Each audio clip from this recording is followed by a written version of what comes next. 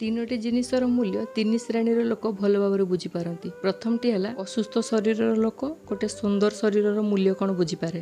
ସେମିତି ଯାହା ପାଖରେ ପଇସା ନଥାଏ ପଇସା ବାଲା ଲୋକର ମୂଲ୍ୟ କ'ଣ ସେ ବୁଝିପାରେ।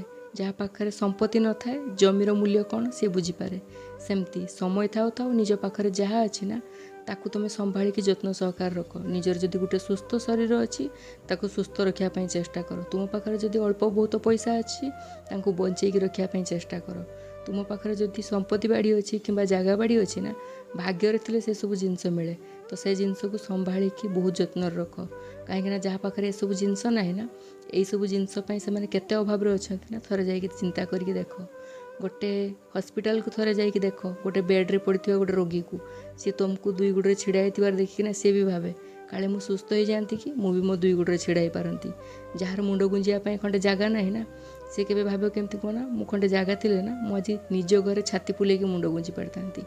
ଯେ ଗୋଟେ ଅଭାବୀ ଲୋକ ଥାଏ ନା ମୋ ପାଖରେ ଆଜି ପଇସା ଥିଲେ ମୁଁ ଆଜି ଏତେ ବଡ଼ ଜିନିଷଟେ କିଣି ପାରିଥାନ୍ତି। ସେଥିପାଇଁ ନା ସବୁ ଜିନିଷର ମୂଲ୍ୟ ସମୟ ଥାଉ ଥାଉ ବୁଝିଯାଏ।